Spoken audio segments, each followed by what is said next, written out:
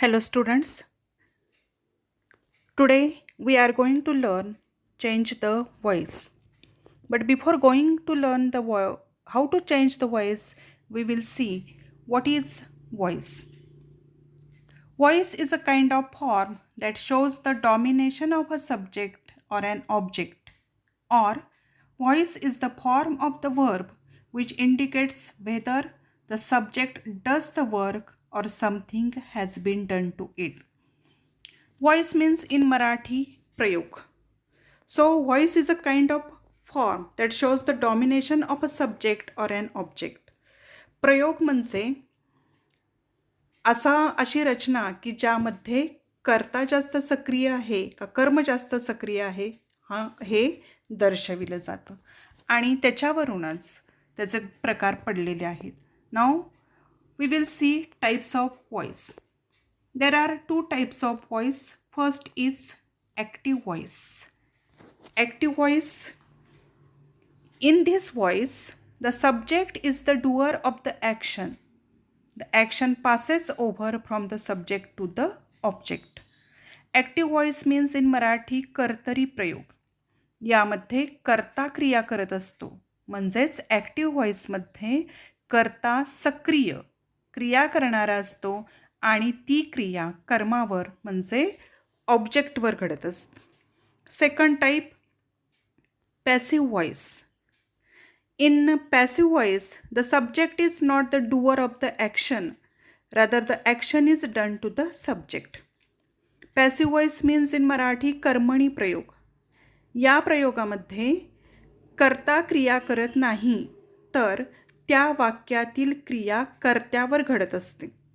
म्हणजेच या प्रकारामध्ये कर्ता निष्क्रिय असतो, म्हणूनच अशा वाक्याला पॅसिव्ह व्हॉइस असे म्हटले जाते. Now we will see how to convert active voice to passive voice. There are 5 main steps to convert active voice to passive voice. Active व्हॉइसचं पॅसिव्ह व्हॉइसमध्ये रूपांतर करत असताना ह्या 5 महत्त्वाच्या स्टेप आहेत, त्या तुम्ही लक्षात ठेवा, जेणेकरून तुम्हाला हे ॲक्टिव्ह व्हॉइसचं पॅसिव्ह व्हॉइसमध्ये रूपांतर करणं सोपं जाईल. So first step, identify subject, object and verb. You have to identify from the given sentence what is subject, object and verb. दिलेल्या वाक्यातला कर्ता, कर्म आणि क्रियापद ओळखायचं आहे. Second step, swap subject to object and object to subject. जे दिलेल्या वाक्यातला कर्ता हा कर्माच्या जागेवर येईल, कर्म कर्त्याच्या जागेवर येईल, त्याच्यामध्ये योग्य तो प्रोनाऊनचा बदल होऊन. Third step, convert V2V3.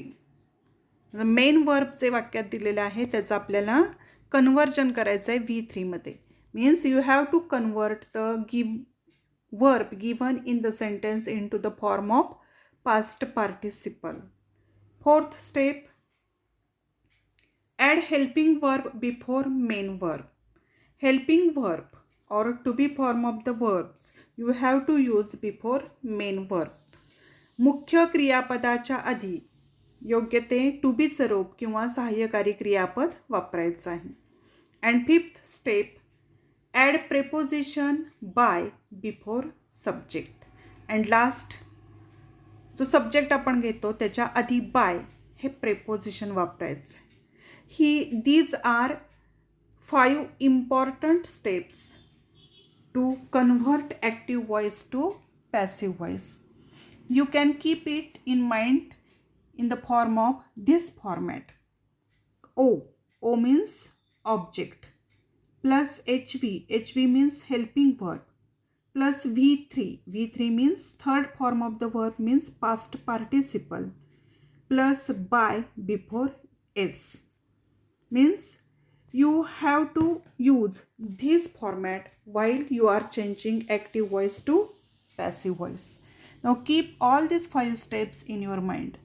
Now while changing subject which is a pronoun to object, means what are the changes? First, I. If in the given sentence or Sentence in the active voice, subject is I. While you are changing in passive voice, use me. Second, he, him. Third, she, her. We, us.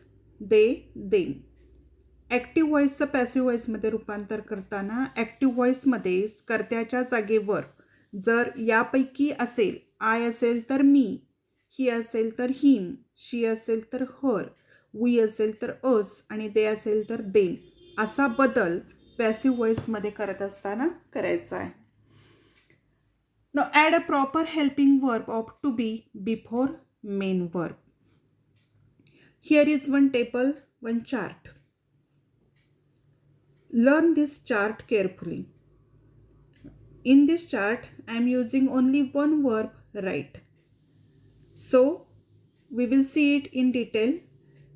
If tense is simple present tense and in active voice the verb is right or writes, while we are changing the sentence into passive voice, we will use is or am or are written. Means simple present टेन्समध्ये write किंवा writes हे जर verb असेल तर त्याचं passive व्हॉईसमध्ये रूपांतर करताना इज, एम, आर यापैकी योग्य ते टू बीचं रूप करता बघून एक वचन अनेक वचन काय आहे ते बघून वापरायचं आणि त्यानंतर क्रियापदाचं तिसरं रूप आहे. Second, present continuous is, am, are writing. If in active voice is, am, are writing is there, in passive voice we will change it into is, am, are being written. Third tense, present perfect. In active voice there is have written, in passive voice have been written. As you know, in perfect tense already V3 form is used. Perfect tense means पूर्णकाळ. पूर्णकाळामध्ये क्रियापदाचं तिसरं रूप आधीच वापरलेलं असतं. त्यामुळे passive व्हॉईसमध्ये रूपांतर करताना तुम्हाला त्यात बदल करण्याची गरज पडत नाही. Next sentence, simple past. Active voice there is past tense form of the verb wrote and while changing into passive voice you will use was or were written. In past continuous was or were writing. In passive voice, was or were being written. Past perfect. In active voice, had written, and in passive voice, had been written. In simple future tense, will write. In passive voice, we will use will be written. In future perfect tense, will have written, and in passive voice, we will change will have been written. या पद्धतीनं active व्हॉईसचं passive व्हॉईसमध्ये रूपांतर करताना हे बदल करायचे आहेत. नाव there are some tenses while we are converting active voice to passive voice, we don't use these tenses.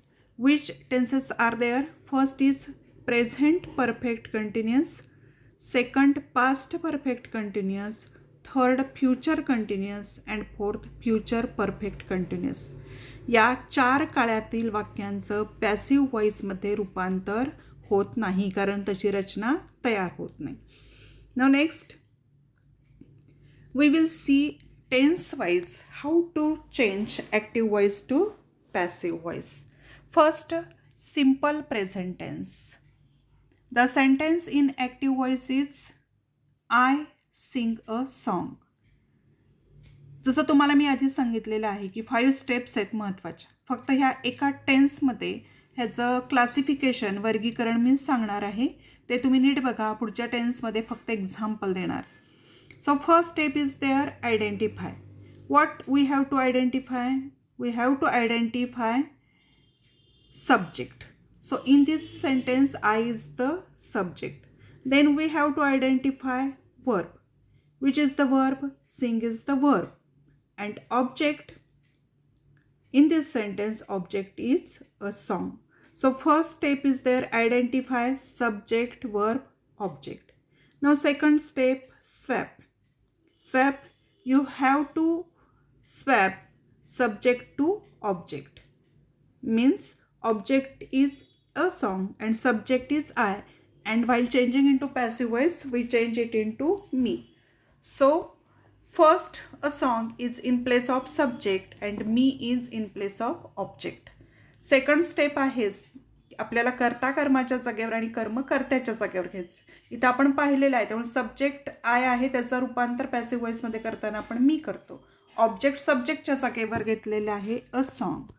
Third step convert V to V3. Verb आहे सिंग त्याचा V3 फॉर्म होतो संग. थर्ड स्टेप आहे. Fourth step add helping verb. The sentence is in simple present tense and I is singular subject. So helping verb is. Helping verb आपल्याला योग्य ते to बीचं रूप और helping verb वापरायचं आहे. करता आय आहे एकवचनी आहे त्यामुळे आपण त्याचा बदल जरी ऑब्जेक्टमध्ये अ सॉन्ग हे एकवचनी आहे त्यामुळे आपण इज वापरलेलं. Add preposition before subject we have to add by. So these are 5 steps. I have shown here you how to classify these sentences into these 5 steps. So correct sentence in passive voice is a song is sung by me. ज्या 5 step आपण सुरुवातीला पाहिल्या त्याचं classification वर्गीकरण कसं होतं ते तुम्हाला लक्षात ठेवायला कसं सोपं जाईल हे फक्त मी इथं करून दाखवलेलं आहे. फक्त एकाच टेन्समध्ये करून दाखवलेलं आहे. पुढच्या टेन्समध्ये तुम्ही तुमच्या पद्धतीनं ते करू शकता. So next tense is present continuous tense. The sentence in active voice is I am singing a song. Subject verb object. Subject I, verb am singing, object a song. How will you convert it into passive voice? A song is being sung by me. Changes जे आहेत ते तुम्हाला आधीच सांगितलेले आहेत त्यामुळे ते नीट बघा त्या पद्धतीने अभ्यासा. Next tense present perfect tense. Sentence in active voice I have sung a song. Subject is I, verb is have sung and a song is object. Now we will change it into passive voice. A song has been sung by me. 5 steps आपण बघितलेले आहेत. Object सब्जेक्टच्या जागेवर आणलेले आहे a song. Have संग. तर have आणि हॅजचा वापर तुम्हाला माहीत आहे केव्हा करतात तो. Third person singular means he she it असेल तर हॅज. बाकी सगळीकडे आपण हॅव वापरतो त्यामुळे इथंच अ सॉन्ग हे सब्जेक्टच्या जागेवर आलेलं आहे म्हणून त्याचा बदल तिथं आपण हॅज केलेला आहे. has been sung by me. Next tense simple past tense. Active voice I sang a song. Subject is I, verb is sang. Sang is the past tense form of sing and a song is object. Now sentence into passive voice. A song was sung by me. Next tense past continuous tense. Sentence in active voice I was singing a song. Subject I, was singing verb and object a song. Now sentence into passive voice. A song was being sung by me. Next tense past perfect tense. Sentence in active voice I had sung a song. Subject, verb, object given here. Sentence in passive voice a song had been sung by me.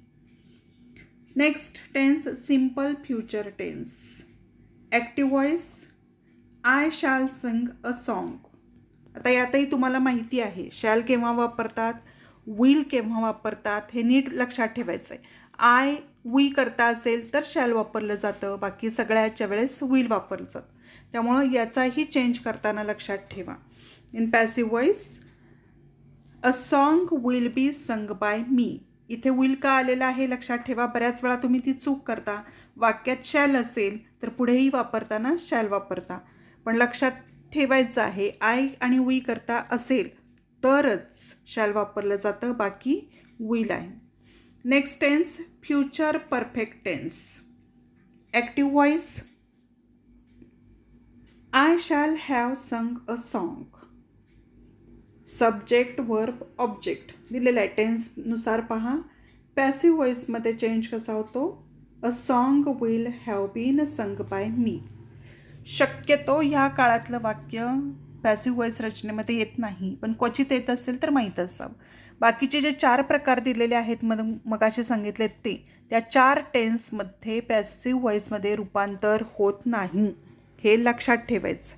त्यामुळं हे tense आणि त्यानुसार active व्हॉइसचं passive व्हॉइसमध्ये रूपांतर कसं होतं ते आपण इथं पाहिलेलं आहे. Now we will see conversion of imperative sentences into passive voice. Imperative sentence means आज्ञार्थी वाक्य. या आज्ञार्थी वाक्यांचं पॅसिव्ह व्हॉइसमध्ये रूपांतर कसं करायचं ते बघायचं आपल्याला. मुळात आज्ञार्थी वाक्य म्हणजे काय आहे की ज्या वाक्याची सुरुवात क्रियापदानं होते. त्यामुळे मुळात तुम्हाला इम्परेटिव्ह सेंटेन्स ओळखता आलं पाहिजे. आज्ञार्थी वाक्य क्रियापदानं वाक्याची सुरुवात झाली की ते आज्ञार्थी वाक्य असतं. त्यामुळं आज्ञार्थी वाक्याचं पॅसिव्ह व्हॉइसमध्ये रूपांतर करताना काही वेगळे बदल आहेत. Now we will see first sentence. One sentence for example, bring that book here. Bring is the verb and the sentence begins with that verb, so it is imperative sentence. How we will change it into passive voice? Let that book be brought here. So the format of changing imperative sentence into passive, first use let, then object, then be, and then past participle.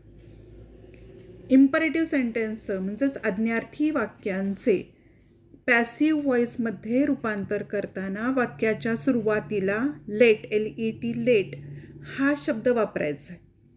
त्यानंतर object लिहायचं आहे. म्हणून तुम्हाला सांगितलं आहे object ओळखा. समजा तुम्हाला एखाद्या वाक्यातला ऑब्जेक्ट ओळखता येत नसेल तर त्या वाक्याला कोण किंवा काय असा प्रश्न विचारा. त्याचं जे उत्तर येईल ते ऑब्जेक्ट असतं. त्यामुळे लेट लिहिलं की त्यानंतर ऑब्जेक्ट लिहून बी वापरायचं आहे आणि त्यानंतर वाक्यात दिलेलं जे क्रियापद आहे त्याचं तिसरं रूप वापरायचं आणि त्यानंतर काय असेल तो remaining part of that sentence. तर हे वाक्यातलं रूपांतर करत असताना हे बदल नीट लक्षात ठेवा.